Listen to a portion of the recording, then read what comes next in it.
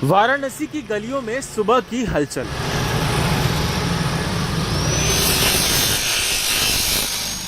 महेश कुमार और उनके बेटों का कारोबार फल फूल रहा है, लेकिन हमेशा से ऐसा नहीं था। महेश ने महज 90 वर्ग फुट की दुकान से शुरुआत की थी, लेकिन सरकारी योजनाओं की मदद से दुकान और बड़ी हो गई है। अब दुकान 300 वर्ग फुट की हो गई है। यही नहीं, इससे 10 अन्य लोगों को रोजगार भी मिल रहा है। 16 से शुरू किया, 18 में कुछ पूंजी की जरूरत हुई तो 2 लाख रुपया मैंने यूनियन बैंक से कैंट स्टेशन से लिया था।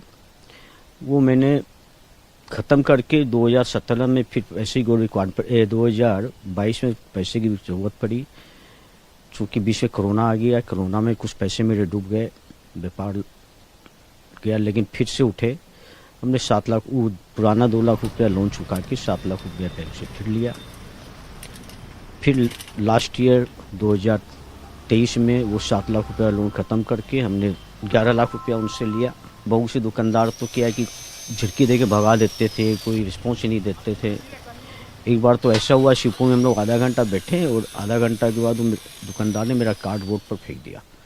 हम लोग पिता पुत्र थे, दोनों एक दूसरे को सांत्वना देते हुए उतरे, चलो आज मेहनत का फल ऊपर वाली कृपा ये है, अपनी शर्त पर उस दुकानदार को मैं माल दे रहा हूँ।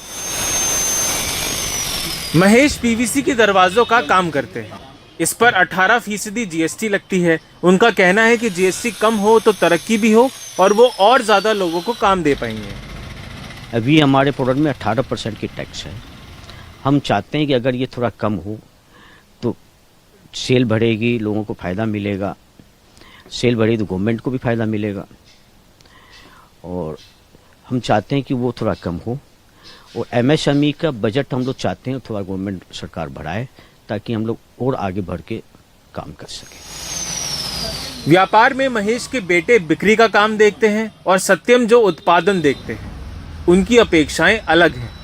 पेनाल्टी वाली जो बात है कि टाइम पर जो व्यापारी बिजनेसमैन अगर अपना जीएसटी रिटर्न फाइल नहीं कर पाते हैं तो उनको पेनाल्टी चार्ज हो जाती है।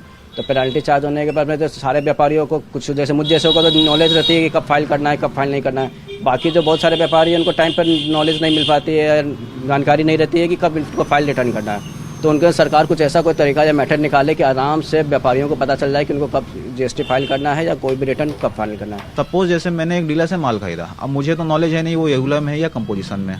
उसने मुझे बिल काट के दे दिया। अब मैं अकाउंट्स डिपार्टमेंट में नहीं है, मैं कॉमर्स फील्ड का आदमी नहीं हूँ, तो मुझे नहीं मालूम ये चीज़ें। मैंने फाइल कर दी, कंपोजिशन वाले ने मुझे बिल काट के दे दिया, मैंने उसको अपने रिटर्न में दे के लगवा दिया। अब मुझे पेनल्टी आ गई। पेनल्टी भी आई मुझे लेट 2-3 साल बाद। अब दिक्कत क्या हुई उसमें, अब मेरा आइटम 18% है। मैं जो सेल करूँगा मैं 18% दूंगा, पर वो 18% देने के लिए मुझे 18% के स्लैब में उसको लेना होगा। अब मैंने जो माल खरीदा उस पर मैं 18% जीएसटी दूँ और जो मैंने माल बेचा उस पर मैं 18% जीएसटी दूँ। वो आइटम का मुझे 36% जीएसटी देना पड़ जाता है।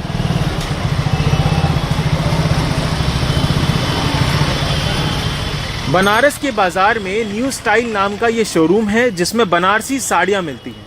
वही बनारसी साड़ियां जिसके लिए ये शहर जाना जाता है। ये शोरूम रीता और ओमजी चौहान चलाते हैं, जो पति पत्नी हैं।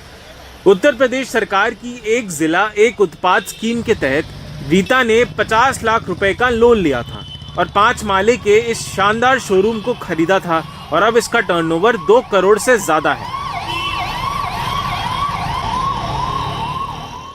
ये दरअसल पहले किसी और का था, फिर हम लोगों ने उनको उनसे लिया। फिर ये यूनियन बैंक से फिर 50 लाख हम लोगों ने लोन लिया, क्योंकि इसको आगे बढ़ाने के लिए।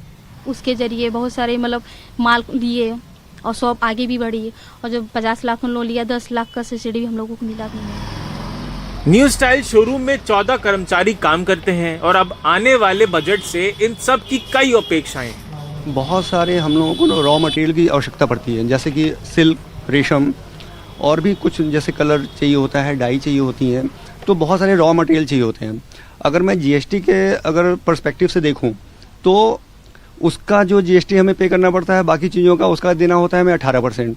लेकिन जब ये साड़ी की अगर मैं बात करूं, क्योंकि ये जो स्लैब में आता है ये 5% के स्लैब में आता है जीएसटी के दायरे में, तो ऐसा गवर्नमेंट को इस पर्सपेक्टिव से भी देखना चाहिए कि अगर इस टैक्स स्लैब को, जीएसटी को अगर कंपोजिट करके केवल 5% कर दिया जाए, जो कि एक साड़ी बनवाने में मुझे जो भी रॉ मटेरियल की आवश्यकता पड़ती है या जिस चीज़ की भी ज़रूरत पड़ती है, इन सारे लाइनअप में सारी चीज़ों को 5% के स्लैब में कर दें, तो उससे हम लोग को भी थोड़ा सा जो लोड पड़ रहा है ज़्यादा, वो ना हमें पड़ेगा और ना ही हमारे साड़ी टेक्सटाइल वाले फील्ड वालों में से पड़ेगा। वित्त मंत्री निर्मला सीतारमण 1 फरवरी को अंतरिम बजट पेश करने वाली है।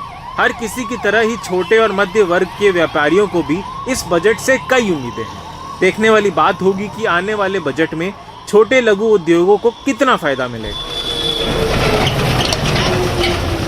माइक्रो, स्मॉल और मीडियम एंटरप्राइजेस लगभग 27 से 30% हिस्सा देते हैं हिंदुस्तान की जीडीपी में, और हर किसी की तरह उनकी भी आने वाली बजट से कई उम्मीदें हैं।